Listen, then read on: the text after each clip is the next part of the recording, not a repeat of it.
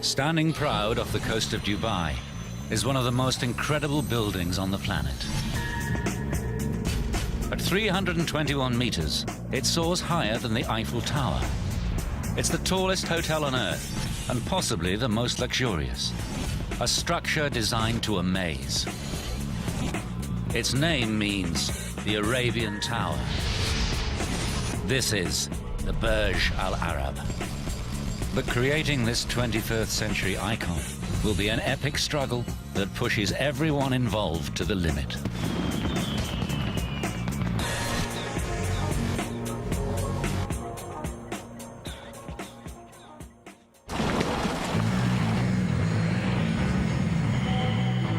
In November 1994, construction begins on what is planned as the world's tallest and most luxurious hotel. The pressure is on from day one. With the eyes of the world watching, no one on the project will want to disappoint this particular client. Sheikh Mohammed bin Rashid Al Maktoum, Dubai's crown prince, is the visionary behind this amazing building. The project is his response to the economic time bomb his country confronts. As his close advisor, Sultan bin Sulayem knows all too well. He knew that we don't have oil. He knows that oil is going to end someday. And they have two choices. Either go and do something about it and find other alternative ways to sustain the life for the people of Dubai, or sit waiting for help.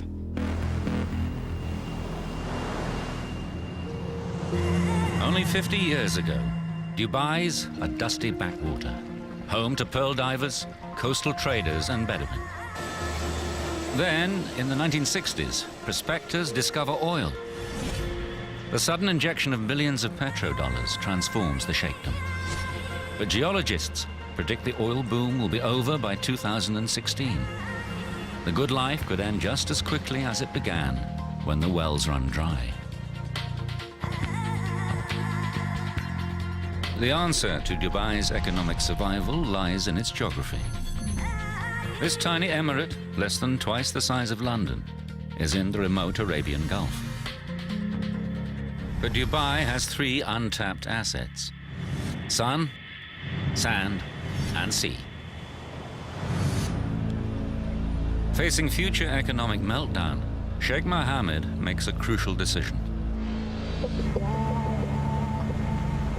He will turn his country into one of the world's most exclusive holiday destinations, a playground for the rich on the Arabian Gulf Coast. The Sheikh needs a luxurious centerpiece to launch his country into high-end tourism. He stakes what some speculate is over $1 billion on the tallest, most lavish hotel in the world, with a unique 7-star reputation, the Burj Al Arab. I think it was very important to put Dubai on the map of the world. There's no hotel like this hotel. It takes guts, and Sheikh Mohammed has a lot of guts. The Sheikh's courage is clear from his choice of architects. A radical young team from Britain, brave enough to take up the challenge, but very short on experience. They are led by Chief Architect Tom Wright. We had an average age of 32. Not a grey hair between us. And none of us had gone over about 15 stories. I was quite staggered by the scale and the immensity of the project. Tom Wright and his colleagues have a reputation for innovative engineering, but they're more used to designing schools and offices. But Dubai is a place where connections can make all the difference. Through a contact in the ruler's office, the team gets its break. Sheikh Mohammed agrees to a meeting and is so impressed with their initial concepts, he awards them the contract. Now Wright must turn his sketches into a design so remarkable, the building becomes a world-renowned landmark. We had many sleepless nights worrying that the building we'd designed wouldn't turn out to be at all iconic. Wright knows he must push his design to the limits. A building only becomes an icon when its form is simple but unique. We decided that if you could draw a building simply with a few strokes of a pen, and it was instantly recognizable as not only the building, but the place, Egypt in this case. You'd created something that was iconic. So if you consider these buildings in the world, there are probably no more than 10 maximum that have actually achieved this status. Australia, Sydney Opera House. As with all these buildings, it's usually just the first couple of lines that actually make you know exactly where the building is. Paris. And you have to put a flag on the top. Can Tom Wright and his team compete with the likes of Gustav Eiffel? This is a once-in-a-lifetime challenge. All the brainstorming pays off when Wright finally has his eureka moment. We were sitting there having a beer, watching the modern sailing yacht come out of the Dubai Offshore Sailing Club. You think of excitement, you think of exhilaration, and we went, hey, this must be the one. The form we came up with is very simple, and within a few lines, I think you can see that it has all the elements of an iconic building. It's simple and instantly recognizable. The concept immediately catches the Sheikh's imagination. A sail billowing in the wind has deep meaning for the people of Dubai with their seafaring heritage. To complete the nautical image, Wright wants the structure to rise out of the water like a massive yacht. But this will require an island as a base, and there are none. Wright's undeterred. He proposes they build an island specifically for the hotel, a first for Dubai. Constructing the hotel out at sea will significantly add to the risk and cost. Can Wright persuade his colleagues this radical scheme will work? I remember I was pulling the sail out to sea, and the rest of the design team were pulling the sail back onto the shore. And this continued to go backwards and forwards before finally the client stepped in and said, no, it's going to be out at sea. Sheikh Mohammed is prepared to take the risk. The hotel will be built 270 meters off the coast. No one has ever built a skyscraper this high on an artificial island. This 321-meter structure, weighing 250,000 tons, will need to stand firm against earthquakes and Gulf storms. Wright has won the first of many battles. The Burj will rise out of the sea. But time and again, his refusal to compromise will force his colleagues to push the boundaries of engineering to the limit.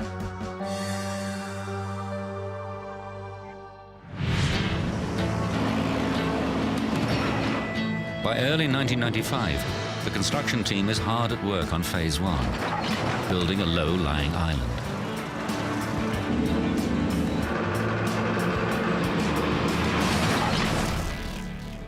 But the inexperienced architects are about to get a taste of Dubai's extreme weather.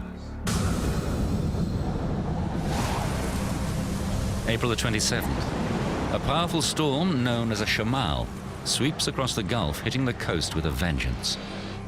A set of construction barges lie in its path. Each is laden with 10,000 tons of rock.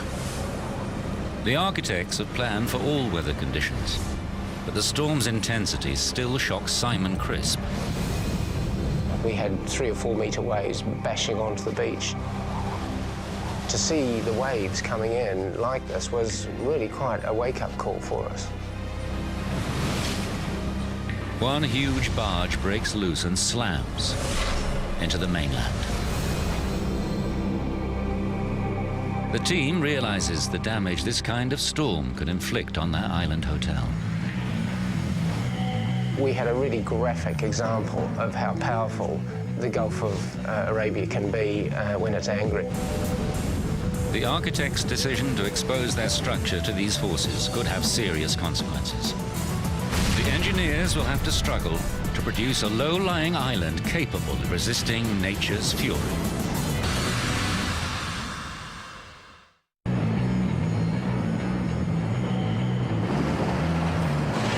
The man-made island for the world's tallest hotel has hit a critical stage just 5 months into the build. Dubai's Sheikh Mohammed is depending on this project, the Burj Al Arab, to convert his country from oil producer to top-class tourist destination. But a debate rages over the island's height. Architect Tom Wright wants to make it low to give the impression of a sail rising out of the water. We argued a lot about the height of the island. From a design point of view, I wanted people to be close to the sea.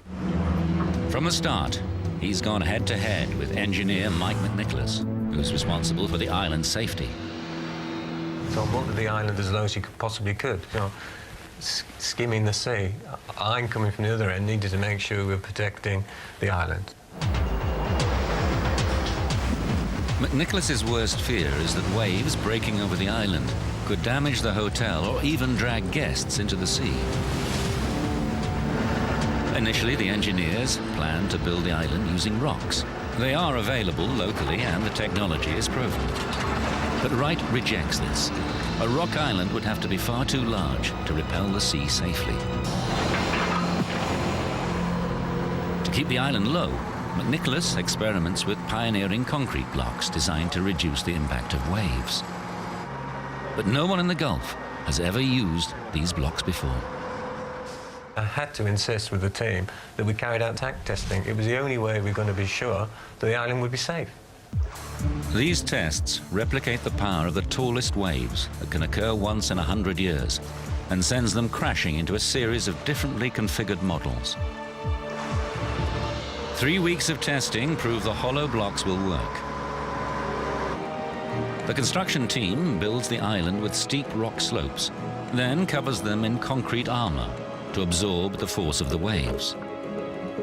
These ingenious blocks work like a sponge. As the wave hits, the water passes inside the space and turns around on itself. The force is largely dissipated. With the engineers' help, architect Tom Wright has won his battle for a secure island that rises only 7.5 meters above the waves.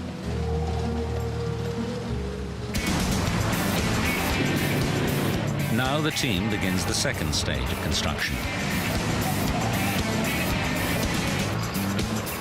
In the center of the island, construction workers drive huge lengths of steel 20 meters into the ground. This creates a triangular steel wall known as a cofferdam, which will become the outside of the hotel basement once they excavate the sand from inside. But removing the sand could be dangerous. That was a real challenge for us. It's sleepless day and nights, 7 days a week. How we were going to stop the seawater coming into the structure, how we were going to stop the seawater coming around our structure from beneath and flooding it. The weight of the sea is a huge force on its bed. This pressure forces water through the sand and threatens to flood the artificial island from beneath. To keep the sea out, McNicholas injects liquid cement into the sand to seal off his steel wall from below. But as the sand is removed to form the basement, there's less and less weight to hold back the force of the sea. The cement seal is going to be tested to the limit. In the worst case, the pressure caused by that water movement could have blown the whole bottom of the excavation like a champagne cork. If McNicholas's calculations are wrong, the excavation could be swamped, killing hundreds of workers. But he stands by his design.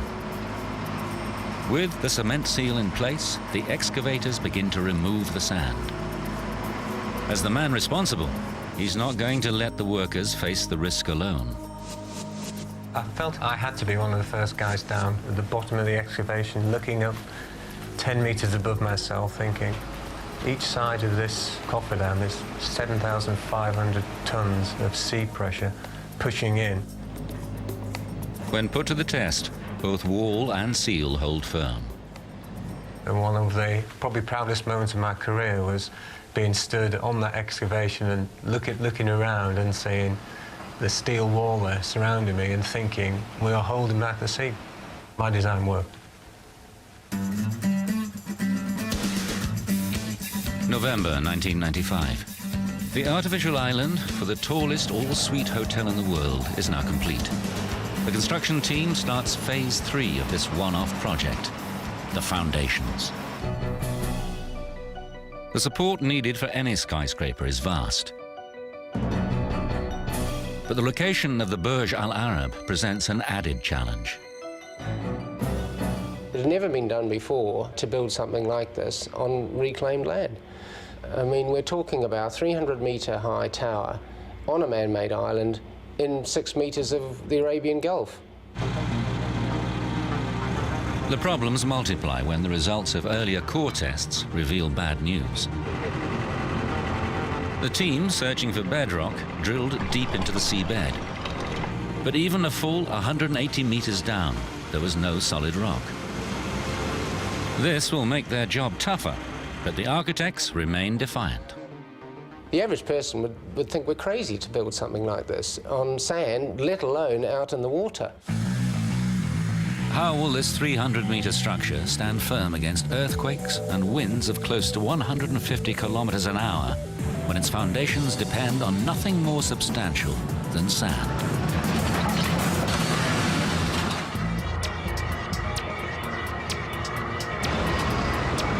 On an artificial island 270 meters off the coast of Dubai, construction workers are preparing the ground for the tallest hotel in the world, the Burj Al Arab. But there's no bedrock beneath the site to support the foundations for a skyscraper. The architects have a plan. They want to support the Burj using steel-reinforced concrete foundation piles drilled deep into the sand. So, what's to stop the whole structure from just sinking?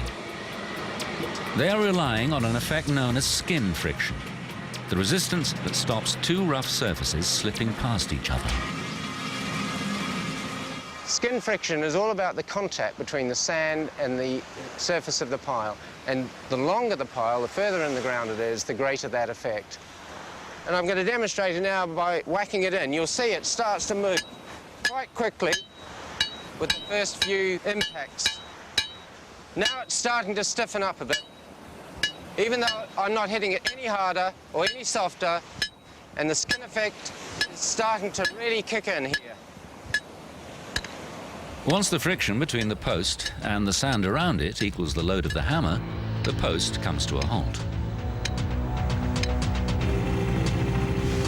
The crisp scheme will only anchor the Burj if the sand is compacted enough to create resistance around the building's piles. The drillers pack sand samples into sealed containers and send them off to be analyzed. If the results show the sand is too loose, then support on the piles anchoring the building could suddenly fail. The geography of Dubai gives everyone reason for concern. It lies within range of a major fault line, so this soaring megastructure could be vulnerable to earthquakes. In June 1964, a 7.5 magnitude earthquake hits Niigata in northern Japan. Because the area is built on sandy silt, the tremors flip over entire apartment buildings. This isn't normal earthquake collapse. It's a devastating phenomenon known as liquefaction.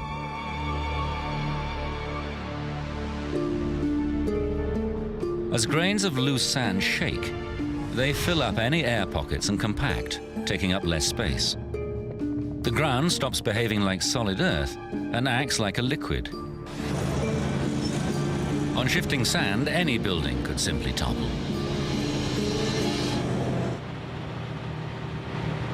When the results of the drilling tests return, it's good news. Deep beneath the site, they find compacted and calcified sand. Liquefaction is not a threat. But will the foundations be long enough for the skin friction to hold them firm? We weren't going to take any chances, and we extended the piles by another 8 meters. CRISP specifies foundations over 20% longer than originally planned.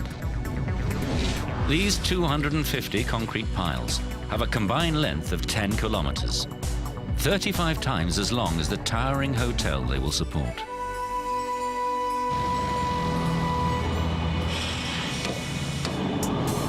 One by one, the engineers are solving the challenges thrown up by this extraordinary structure. But in 1996, They brace themselves for a new set of obstacles as Phase 4, the construction of the hotel itself, begins. This building had to stand up to the worst that the Gulf could throw at it. The hotel itself has slender concrete walls, not capable of withstanding the elements alone. To hold them firm against high winds and earthquakes, the architect devises a visually stunning solution. A gigantic steel structure outside the main building, known as an exoskeleton.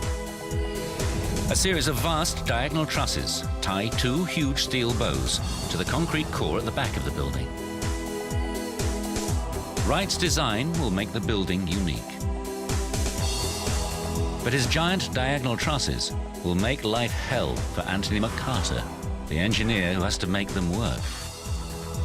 Those trusses gave me 4 months of heartache, sleepless nights, worries, anxiety. They must be incredibly strong to tie the exoskeleton together. But aesthetics are just as vital. It was critical that these diagonals were very, very elegant and also very beautiful as they're so visible. This building has to wow the world and make Dubai a must-stop destination. Wright's not about to compromise. I used to go to Tom with option after option. I remember one particular occasion where I had 7 options and he went, no, no, no, no good, no good, no good. Eventually, McCarter finds a form that works structurally and is graceful enough to fit Wright's vision. But this in turn causes nightmares for Malcolm Murphy, the chief contractor. It's okay for the architect to draw pretty pictures, but we have to build it. He finds a factory just 15 kilometers from the construction site capable of welding the huge diagonals. Each one is longer than the Airbus A380 Super Jumbo and heavier than 20 double-decker buses. Welding these complex forms in the factory is the easy part. Transporting them to the site is not. With each truss weighing in at 165 tons and reaching a staggering 85 meters in length, it's no easy task. And the challenge is to do that. It's just unbelievable. No one has ever transported anything this size before in Dubai. But Murphy's not going to be beaten. He brings in one of the world's largest heavy lift transporters, a beast with a total of 80 wheels. It makes the slow journey to the construction site at an average speed of around 6 kilometers an hour. Police must close roads and remove traffic lights to allow this convoy through. When they finally reach the site, the contractors face their next hurdle. These 165-ton beasts have to be lifted into position. The architect refuses point blank to position these things in 3 pieces, which we wanted to do originally. And he said, no, aesthetics, I'll not learn you to weld up there. He has to find a way to lift the trusses in a single piece to a height of almost 200 meters, twice the height of the Statue of Liberty. We had to go away and think of an idea how to actually lift these monsters up. We had 3 big monster cranes in there, and even they weren't big enough to lift the diagonal trusses. Murphy must look further afield for a solution and brings in specialist lifting gear from Singapore. His team sets up winches, like those used on offshore drilling rigs, high on cantilever frames 15 meters from the building. Cables with a braking strength of 225 tons are attached to the end of the truss. I can assure you we were very, very nervous that morning when we lifted the first one. 30 or 40 guys had sleepless nights that week, getting ready for that first lift.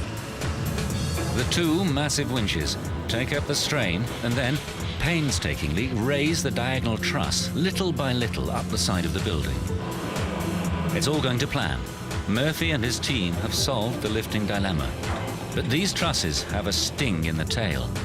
They need to fit into place with pinpoint accuracy. But Dubai's climate means temperatures can vary by as much as 14 degrees in a single day. And this will make the trusses expand and contract dramatically. The problem's known as thermal expansion. The steelman's nightmare in the desert, working 50 degrees C. Steel expands in the heat and contracts when cold. Okay, chaps, light up. We're actually going to heat the steel up now, which is going to give you an idea of what temperatures we're working in the desert. Heat makes the steel molecules move faster and further. And this 15-meter tube actually grows in length. The difference is visible. What did I tell you? Steel does expand with the heat. The diagonal trusses on the Burj Al Arab could expand and contract by a full 5 centimeters over a 24-hour period. They will never fit their precise point in the framework without an ingenious solution. The engineers thought about it, the structural fabricators, the steel fabricators, the architects, everybody thought about it, and it was actually one of the architects came up with this great solution. On the frame of the structure, the fixing bracket contains a vast washer with its hole offset from the center. This swivels until it lines up with the hole in the diagonal truss. Then, the cast steel pin, about 30 centimeters in diameter, is inserted through both holes, locking them together. This clever device buys the team the crucial 5 centimeters of play they require for the installation, and the truss is now fixed securely in place.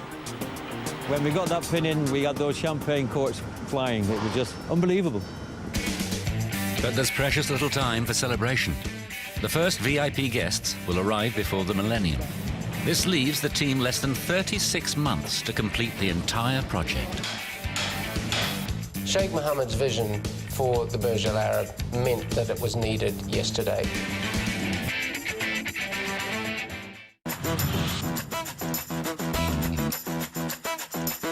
January 1997. A colossus is emerging out of the Arabian Gulf. The Burj Al Arab is to be the tallest hotel in the world, the last word in luxury and a proud symbol for Dubai.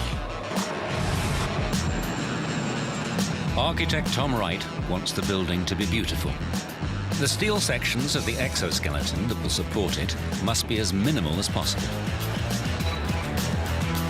The view from these $2,000 a night suites will have to live up to the price tag. When you're in the suite, looking through the windows, they are right in front of you, so they have to be exceptionally well detailed and well put together. But this creates a dilemma.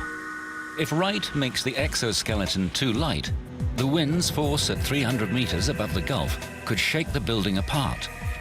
Too bulky, and the elegant form of his yacht-shaped structure is ruined. Once again, Wright and the engineers, who must make his hotel safe, are on a collision course. When you're designing a building that is taller than the Eiffel Tower, and you've never done one before, you want to make sure that you've got it right. This structure is so unusual.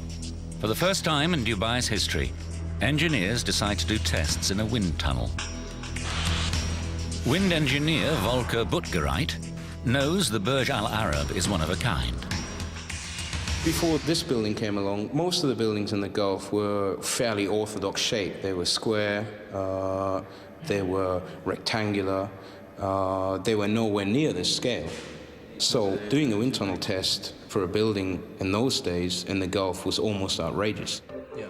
But for this extraordinary structure, it's essential. The wind tunnel simulates the wind effects of the Gulf around this 1 to 50 scale model. This building has seen some pretty severe loads, almost twice what it would be seen in London. We measured suctions which were the order of a weight of a car hanging off, trying to suck the panel off the building. So that's quite something. The wind tunnel throws up results that could threaten the entire exoskeleton. When we first saw the design, there was immediate concern about vibration due to something called vortex shedding. Vortex shedding is an engineer's nightmare. Certain wind conditions blowing over sharp edges on the steel structure can create miniature tornadoes. These set up dangerous vibrations that can shake a building to destruction. Which is exactly what happened to these massive cooling towers in Ferrybridge, Northern England, in 1965. The engineers must find a way to protect the Burj Al Arab. The simplest solution is to change the aerodynamic shape, but that upsets the architect. The architectural idea of the exoskeleton structure is, when you look at it, the very essence of the building. If you take it off, it's just another building. If you put the exoskeleton structure on, you know, you have an icon. The engineers need to think again. This is classic vortex shedding. We realized we had to come up with something clever that was not visible, but somehow reduced the motion. They turn to an ingenious hanging weight called a tuned mass damper. These are installed at vulnerable points in the exoskeleton. When the wind blows and vortex shedding starts to create dangerous vibrations, the 5-ton weight will swing instead of the structure and damp down the vibrations to well within safety limits. 11 of these systems are fitted from the top of the 60-meter mast all the way down through each of the steel bow structures. These dampers safely cancel out the threat.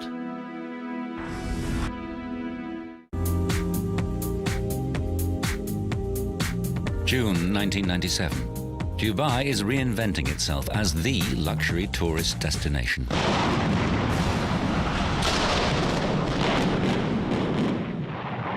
This old hotel bites the dust as the Burj Al Arab, the symbol of the new Dubai, approaches its final form. Just 30 months before the deadline, the crew begins constructing the toughest engineering challenge.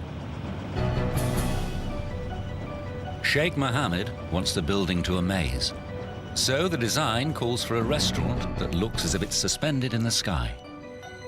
I like the idea of the visitor sitting out in space, looking across the view towards the Arabian Gulf and Dubai, and sort of almost floating up in the clouds.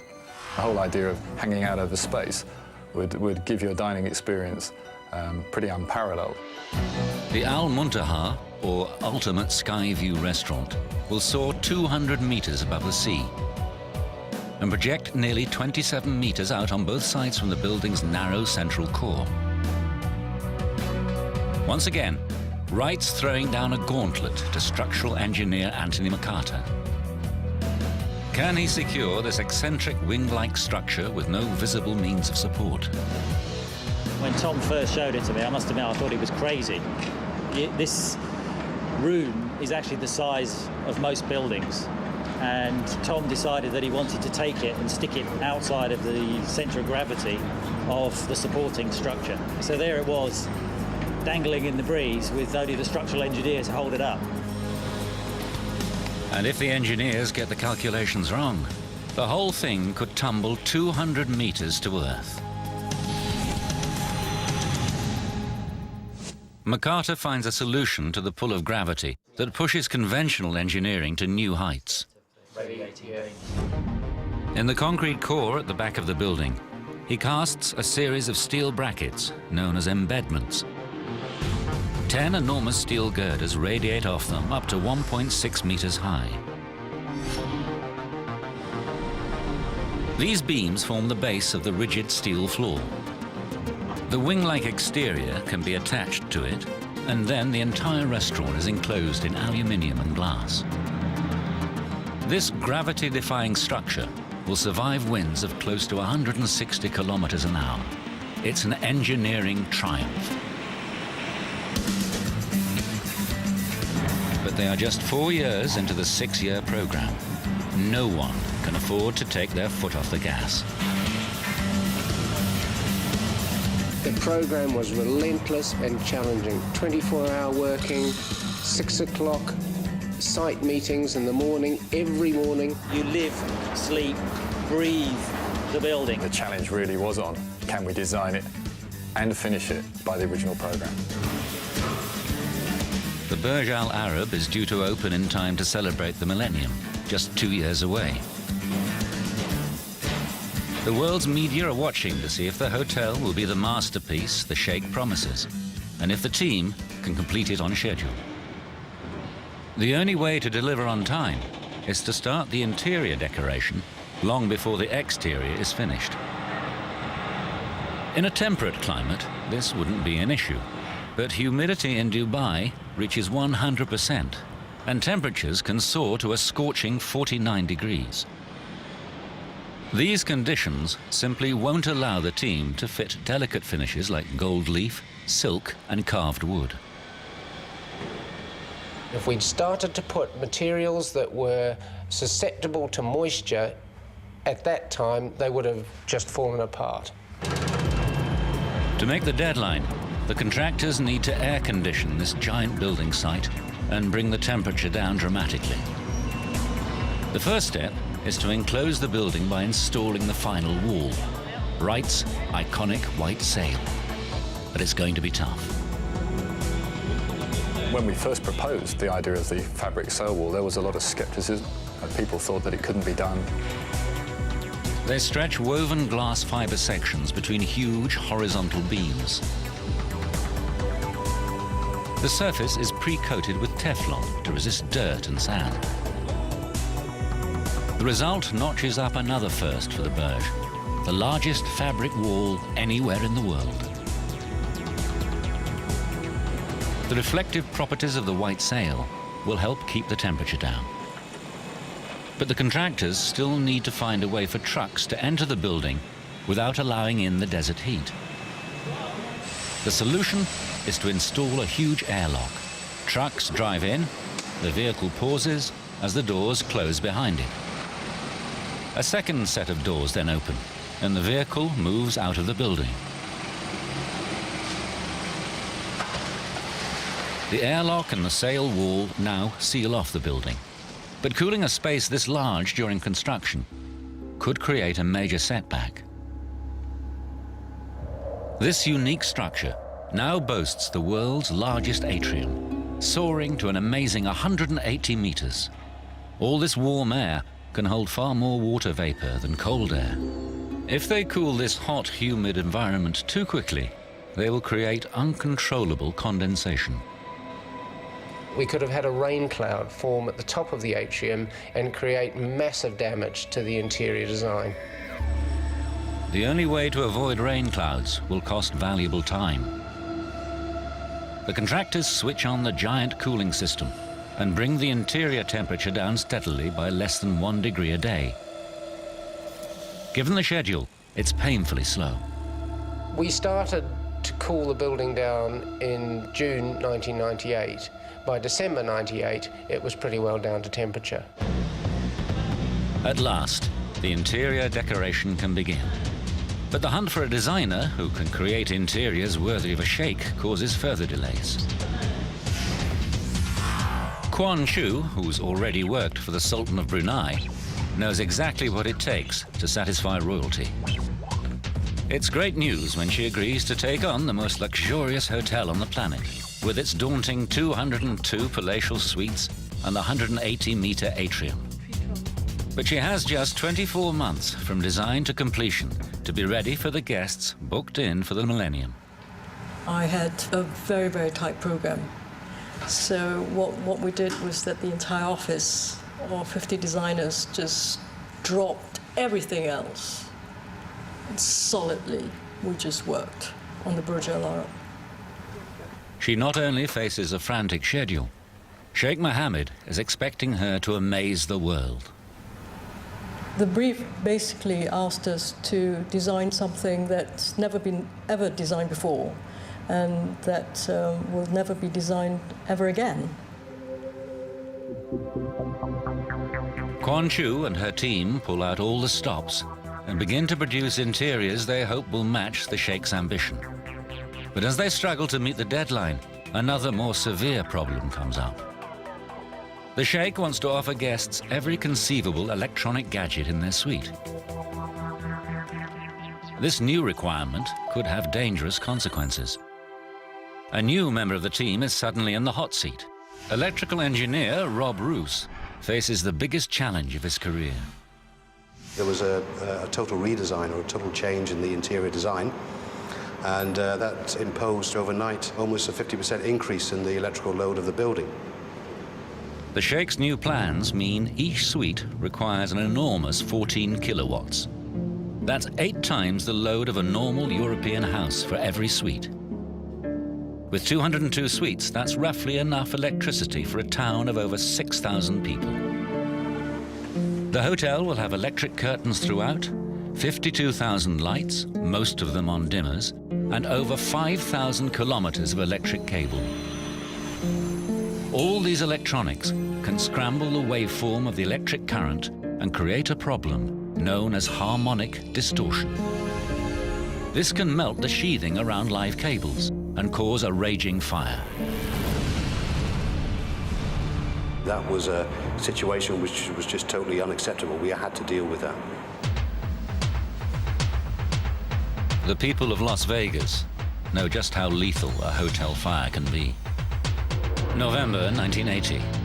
In the city's MGM Grand Hotel, a pair of electrical wires short-circuit. This causes a blaze that wreaks destruction. 85 people perish in this real-life towering inferno, and over 700 are injured.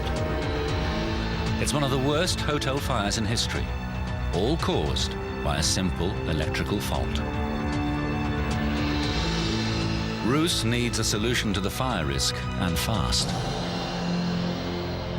Obviously, the hotel was under construction. There were some fairly heavy deadlines to try and get the hotel finished and opened, and this was a major change. His response takes electrical engineering to a new level. He devises a harmonic filter system. First, it detects the electronic distortion, then it sends a current that's the mirror image to cancel it. It's called antiphase and works like noise-cancelling headphones. He installs his filters on key floors, and at the point the electricity enters the building. No one has ever attempted a system on this scale before. This was the largest active filter installation of its kind in a building like this anywhere in the world. A world-class solution for a world-class megastructure.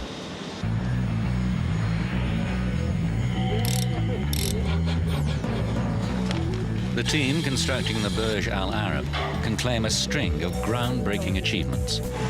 They build the first artificial island off the coast of Dubai, construct the tallest atrium in the world, enclosed by the largest fabric wall ever built. And with the mast finally in place, this structure, for now at least, is taller than any other hotel on the planet. Now, 5 years into the project, the team reaches an important milestone. The iconic exterior is almost complete, but the interior decoration of the world's most luxurious hotel is seriously behind schedule. This stage has always been a race against time. Now Sheikh Mohammed is about to send the design team into a tailspin.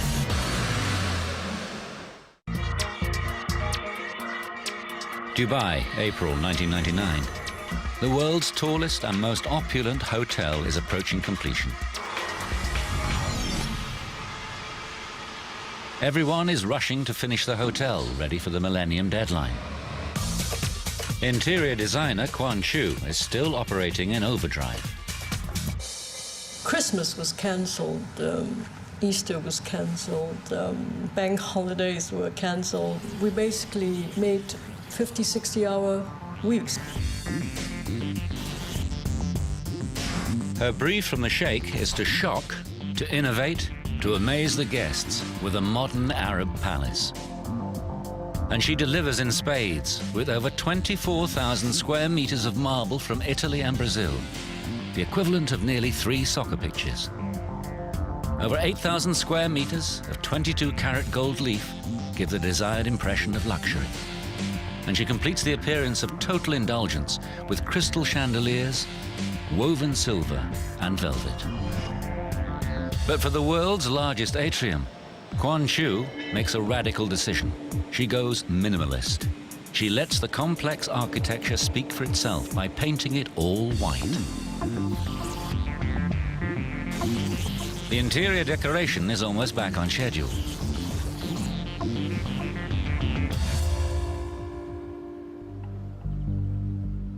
Then comes the moment of truth. Sheikh Mohammed arrives to examine her work and pass judgment. The man behind the whole project is delighted with the ornate styling of the luxury suites. But that's where the good news ends. I was summoned and said, when are you finishing off this atrium? I said, well, it's nearly done. Unfortunately, the feedback was no. Where's the color? The Sheikh completely rejects the white styling of the atrium. It's just too plain. Not exciting enough, not bright enough, not colorful enough, not rich enough.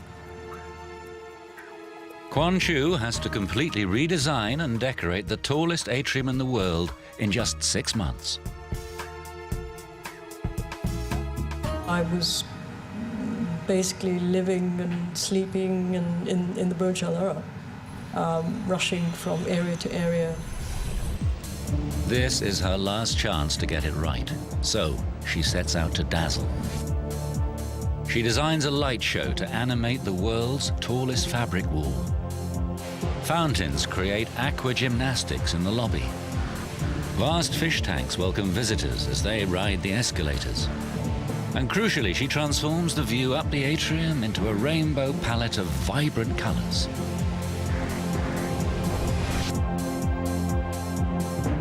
Will it satisfy Sheikh Mohammed? Everyone's on tenterhooks. The adrenaline was pumping, sleepless nights basically before opening. The Sheikh's response is a definitive yes. He's delighted and signs off on the project. Sheikh Mohammed believes it became almost a 6 to 7 star hotel. And the achievement of his dream, the realization of his dream. The doors open to the first ultra-rich guests in December 1999, a full month before the millennium. And Sheikh Mohammed comes to watch the final sunset of the century from his magnificent new hotel.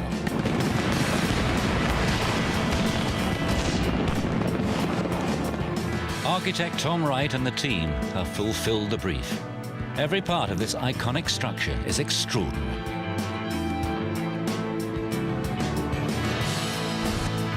In the ground floor restaurant, a team of divers care for 700 exotic fish in this 280 cubic meter tank.